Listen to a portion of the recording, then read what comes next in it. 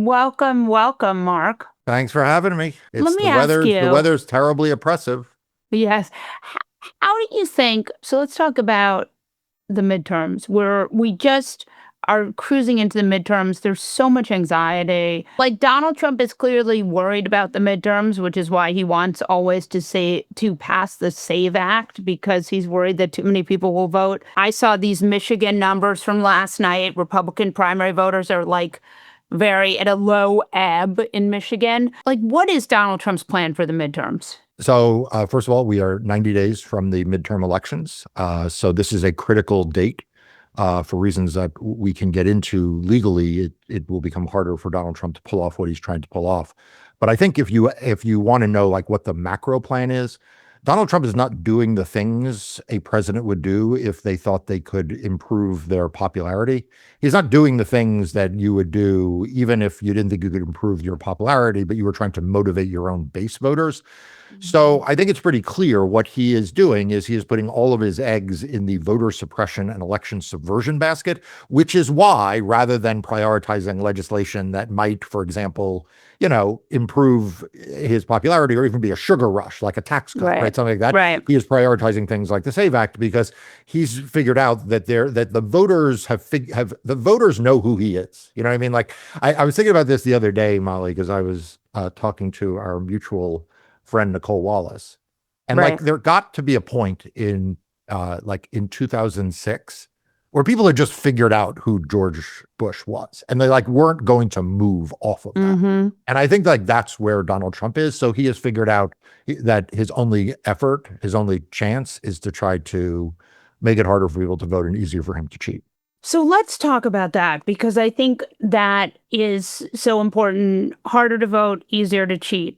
What's he doing to make it harder to vote? So the harder to vote portion of the program has a few components. The first is obviously him trying to enact the SAVE Act, right? The SAVE Act would make it dramatically harder for certain voters to vote. And in particular, it would impact Black voters who have lower rates of passport ownership than white voters, right? So proving citizenship, just for people to keep in mind, only two documents do that. Number one is a U.S. passport. The other is an original birth certificate. So Black voters would be negatively impacted on passports. Married women would be negatively impacted on birth certificates because 70% of married women have changed their last name at marriage. And so there is a mismatch between that birth certificate surname and the surname they currently have. So a birth certificate alone won't actually prove citizenship for the vast majority of women who are married. And before people say, yeah, but isn't it mostly Republican women? Don't more Republican women change their last name than Democratic married women? The answer is probably, but the truth is 70% of it's humongous. Yeah. So it's like it's a big pool. And when you look at the gender gap between men and women, like you start to see how this all holds together. Yeah. So let's talk about the other part. So there's making it harder to vote, but then there's the other part, which is trying to sort of subvert the elections, do dirty tricks. How worried are you about that? And talk us through what you think. Yeah. So I think that the most abnormal of all of the abnormalness of the way Donald Trump is going at this election is how direct he is being about the second, right? Like you and I could have done this podcast in 2015, for example, or 2016, and said, okay, Republicans have a plan to suppress voting rights, right? And like we would have said, okay, this is what they were doing. You and I talked, in 2021 after the voter suppression laws that Republicans trumpeted about voter suppression. So like in some ways, voter suppression has been a Republican tool that they trot out, that they are constantly trying to use.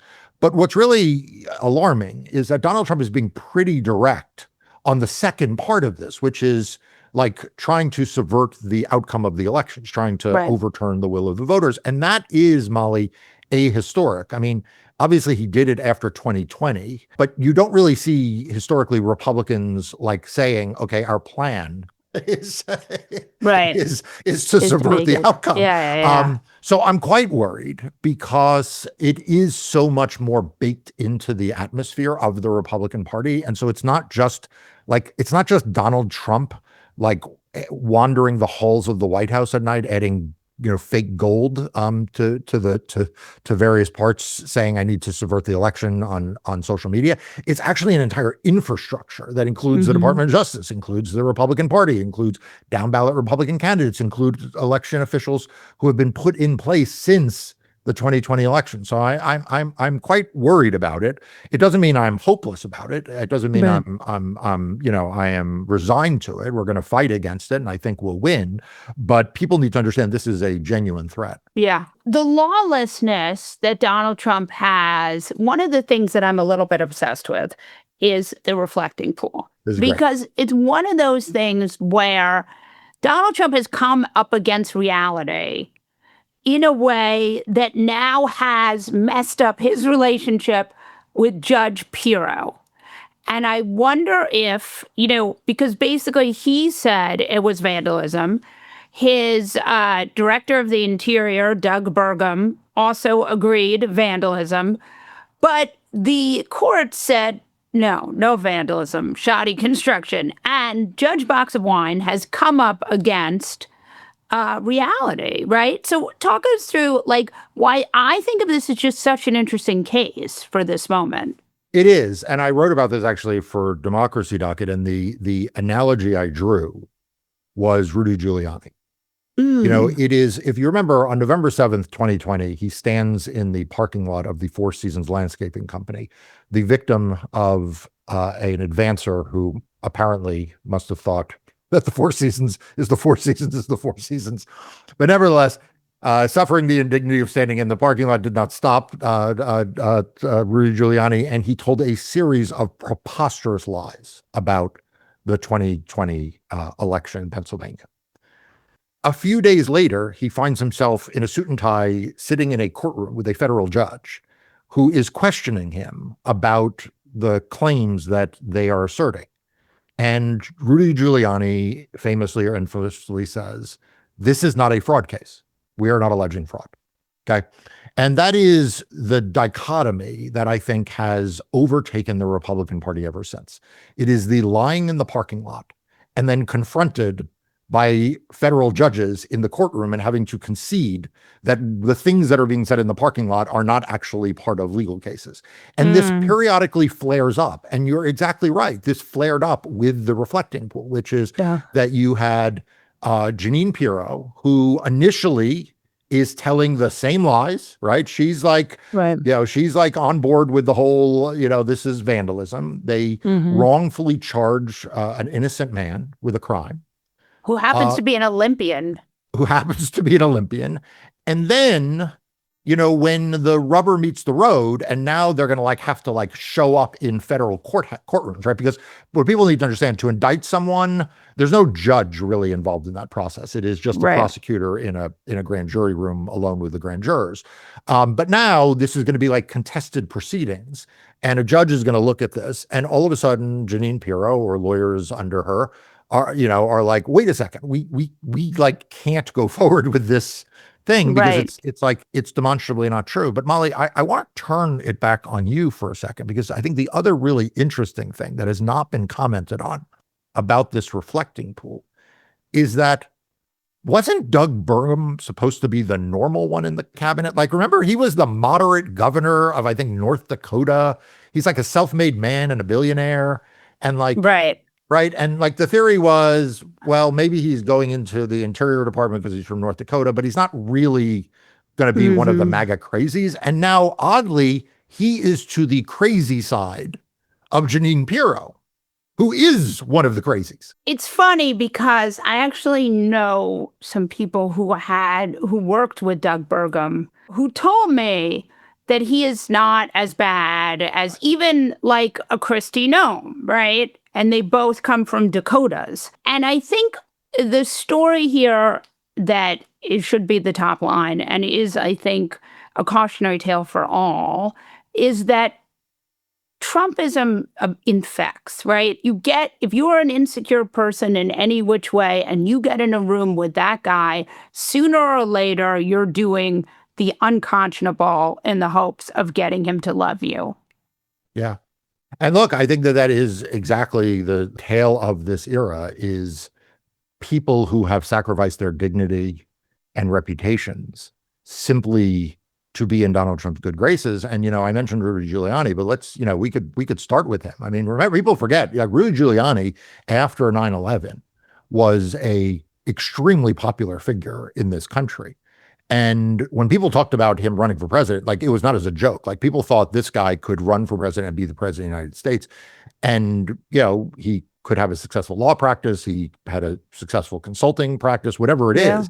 And he literally just gave that all away. That's right. And I use the word gave on purpose, literally gave it away to Donald Trump. And now look at him. Yeah.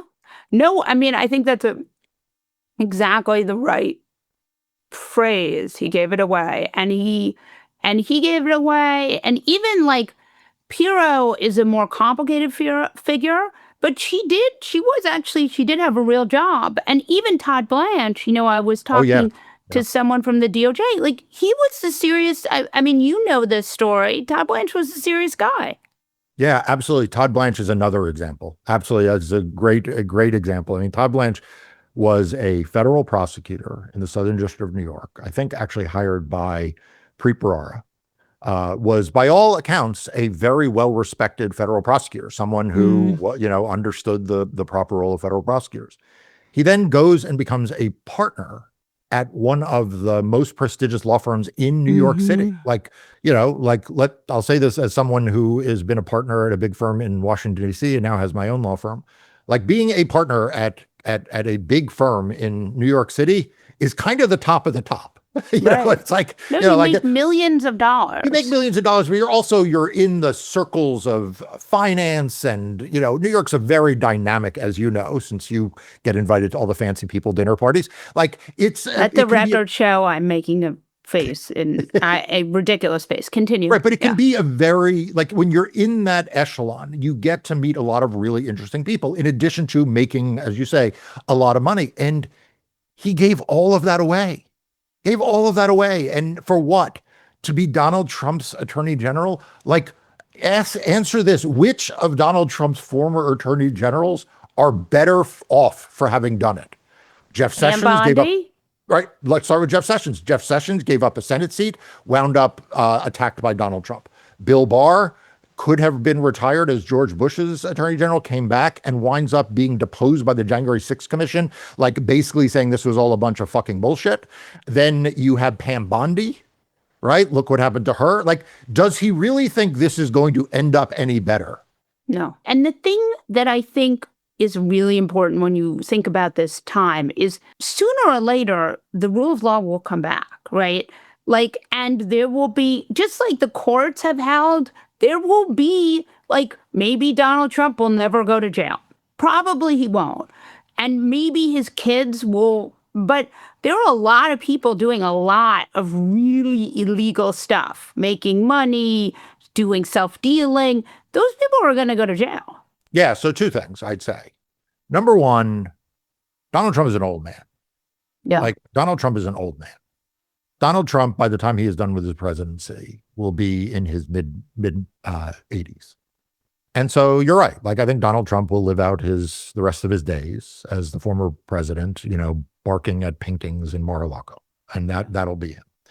And maybe you're right. In the end, he pardons his kids. Who knows? But maybe he does that, and they wind up being okay. Although, remember, federal pardons don't affect state crimes, right? Right. And there's so much stuff that this crew is doing right now. Right. Yeah. So whether it's the kids or someone else, none of these people will be covered from state prosecutions. And that includes, by the way, state tax filings, right? We talked about the immunity that Donald Trump got with the federal taxes, doesn't affect state taxes. But for everyone else, I would ask them three questions. Number one, are you really so sure Donald Trump is going to issue a pardon at the end? I mean, Donald Trump told people he was going to pardon them at the end of his first term. And there were all of these examples of people asking him for pardons, and he didn't issue any. Okay, number one. Number two, again, if you're Todd Blanche or you're Doug Burgum, like, is that how you want to go out? You want to go out as a sort of a disgraced figure for a disgraced administration that got pardoned? Like, are you really then better off than you were like before going into this? And then finally, and this is the one, Molly, that I have a really hard time with. And, you know, you have kids and I have kids. Yeah. I in the end, you know, want my children and my children's children and others to look back on this era as they will and feel like, you know what, I did the best I could. And was I perfect? No. Did I get it all right? No. But fundamentally, for the big fight of this time, which is what this is going to be, like, which side was I on? And I think people, my kids will say I was on the right side. And I don't understand how, for Todd Blanche or Doug Burgum or any of these folks, Pam Bondi, like, history's not going to remember like the details of like, oh, you opened this public land or closed this public land or even the reflecting pool, but they will generally know whether when democracy was at stake, you know, you were working for, like I said, the good guys or the bad guys. Like you know, like today, Molly, like if someone says this person worked with Dr. King, or this person worked with Bull Connor, like, it doesn't really matter what they were doing for Bull Connor. It doesn't even matter so much what they were doing for Dr. King. Like, history has a way of fuzzing that over. And I just don't understand why these people want to be remembered for being on the side of authoritarianism when that will be the big historical marker. It's absolutely just totally baffling and strange. And I think that But then, Molly, you look, I mean, I'm going to take this sort of into the New York City world. You know, we've been talking about the DC world, which is where I live. And we could say the same thing about John Thune. We could say the same thing about a lot of the senators, the Republican senators. But, you know, I look at the business titans, the people who have all of the money in the world, you know, all of the money in the world. You know, they're running Amazon, they're shooting things into space. They're running investment banks or big publicly traded companies. They've got everything they could possibly want. And you would think they too are facing this choice. And wouldn't they want to be on the right side? And yet I continuously read on X or read about on X, them writing these long, embarrassing screeds. And I just don't get what they think they're doing. It's also just so at a moment when wealth inequality is the highest it's ever been, and we're clearly heading towards a reckoning, why these people can't just make a slightly less disgusting decision at this moment is sort of shocking. It really is. Marc, thank you. Thank you. Thank you. Well, Molly, I love your podcast. I'm glad you invited me back. It's been a while. Will you come back? I will. I was going to say, I'm going to do this on the air so that Molly has to have me back. Oh, we'll always have you back. I'm a fan. All right. Well, thank you.